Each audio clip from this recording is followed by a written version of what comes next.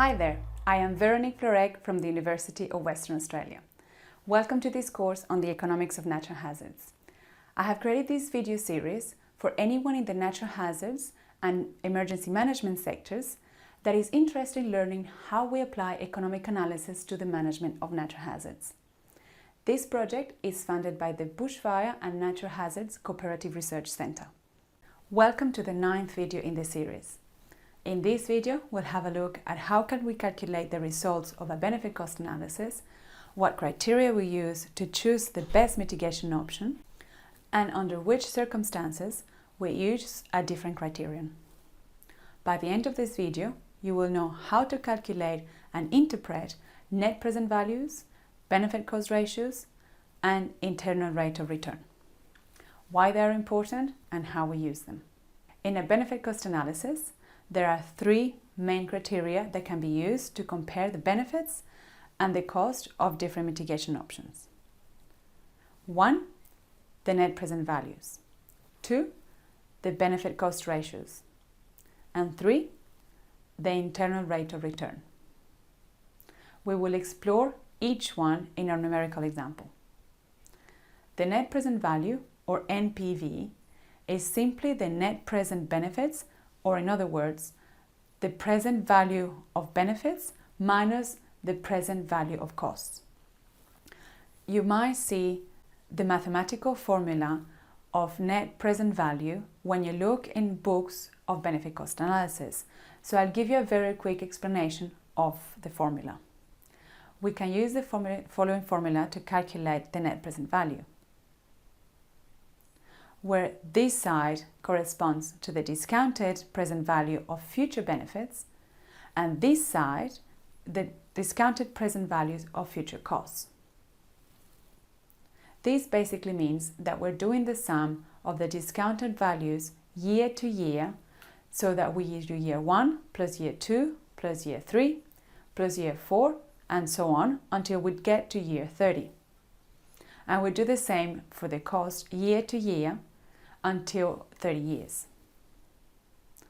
Or we can use a shortened formula. In this case, the letter A corresponds to the net benefits for each year. So first, we do the benefits minus the cost for each year, and then we discount them all to be able to make the sum. We then do net benefits of year 1 plus net benefits of year 2 plus net benefits of year 3 and so on until year 30. At the end of the previous video, we had the following table for a numerical example, with the results for the present value of cost and the present value of benefits for 3 different discount rates: 3, 7 and 10%. Let's just add a column to the right where we will calculate the net present value for option A and the net present value of option B. Here we simply do the present value of benefits minus the present value of costs for each option. If we use the net present value as our criterion for selecting our mitigation options, we will choose option B, since it generates higher benefits to society for the 3 discount rates presented here. But a question remains: is there a discount rate where our decision will change and we will choose option A instead? It is an important question, and when it comes to evaluating different mitigation options, we need to be aware of all the circumstances that could change the ranking of the options. The best way to see how the discount rate affects the net present value results is with a graph, where I'll have the discount rate in percent per annum on the x-axis, the horizontal axis, and the net present value in millions of dollars on the y-axis, the vertical axis. As you can see from this graph, the net present value of option A, the dark grey line, crosses the x-axis somewhere below a discount rate of 15%, and the net present value of option B, the orange line, crosses the x-axis at a much higher discount rate, somewhere below 30%. Notice here on the left that when the discount rate is just below 2%, the net present value of option A is higher than the net present value of option B. This means that if we use a very low discount rate, which in today's environment is entirely possible, the option that generates the highest benefits to society is actually option A. This would change our decision entirely. So what do we do? Well, remember that the net present value is only one criterion. We haven't looked at the others yet. And there are many other factors that come into play when making decisions about mitigation options. The results of a benefit-cost analysis are one piece in a larger puzzle that includes many other considerations. What is important is to be aware that the discount rate we choose can completely change our results, and to have a good idea of the point at which the preferred option changes, so that when we are making decisions, we are clear about these dynamics and their implications for our decisions. Now, let's have a look at the second criterion, the benefits-cost ratio, or BCR. As its name indicates, a benefits-cost ratio is the ratio between the benefits and the cost. So to calculate it, we simply divide the present value of benefits by the present value of costs. What we get is a number, and we want to know if the number is larger than 1 or smaller than 1. Why 1? Because if we divide the benefits by the cost and get 1 as the result, that means that the benefits are equal to the costs. So it's basically the point where we break even. Here, let's do a bit of a revision of basic maths. If we have a fraction or a division, if the number of the top, that we call the numerator, is smaller than the number of the bottom, called the denominator, we will get as a result a number between 0 and smaller than 1. If the numerator and the denominator are equal, the result is 1. And if the numerator is bigger than the denominator, the result is larger than 1, up to infinity. So if the benefit-cost ratio of our mitigation option is smaller than 1, it means that the benefits, the numerator, are smaller than the cost of the mitigation option, the denominator, which means that for every dollar invested in that mitigation option, we are not gaining anything and only getting a few cents back for each dollar invested. So we're actually losing money with that public investment. If the benefit-cost ratio of a mitigation option is equal to 1, it means that the benefits are equal to the cost, so we're breaking even. And if the benefit-cost ratio of a mitigation option is larger than 1, it means that we are gaining on our investment, and the benefit-cost ratio tells us how much we're gaining for each dollar invested.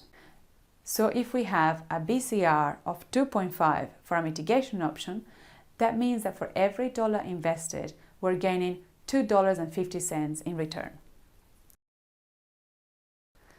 Now let's add the benefit-cost ratios to the table that we had before. Now, if we look at the BCRs of both options, we can see that option B generates better value for money than option A. Now, option B is also the option that had the highest net present value for the 3 discount rates we tested. So in any way, that makes the decision between the mitigation options more clear-cut. We have several pieces of information to justify option B in this case. Just to give you an idea on how the results will change when we change discount rates, here we have a graph of how the benefit-cost ratios of each option change with the discount rate. The BCRs cross the dotted line, which is when they are equal to 1, at the same discount rate that the net present value is equal to 0. But what if we had another scenario where the net present values and the benefit-cost ratios showed a different ranking between the options? For example, imagine a different scenario where the cost and benefits of our flood mitigation options are as follows. The present cost of building and maintaining the dam, option A, are cheaper, and the present cost of doing and maintaining the creek upgrades, option B, are almost the same. But the benefits are quite different. The benefits of option A are higher and the benefits of option B are lower. Now, when we calculate the net present values and the benefit cost ratios, we get a higher net present value for option A, but a higher benefit cost ratio for option B. So how do we rank them? Which option do we choose? Do we use the net present value or the benefit cost ratio? Well, in this case, it depends on the amount of resources available. If we have no budget constraint, then we use the net present value to rank the options. If we have a budget constraint, but the budget can afford either of the option we are evaluating, then we also use the net present value to rank the options. Say we have a budget of 5 million, which can cover the cost of either option. We will choose the option that generates the highest benefits to society. That is, it has the highest net present value. So we will choose option A in this modified example. Even if the benefit cost ratio of option B is higher and every dollar we invest in option B will generate more value, we'll still generate more benefits to society with the implementation of option A. And that's what we're looking for, to maximize the benefits to society. But let's say that our budget is 3.5 million. In that case, we can't afford option A, so we will choose option B. Here, the question then will be, will it make sense to get the rest of the money to be able to afford option A, perhaps through financing? Well, in that case, we need to know what the cost of financing the mitigation option are and how they compare to the returns we get from the mitigation option. For this, we use another criterion that we can get from a benefit cost analysis, which is the internal rate of return, or IRR.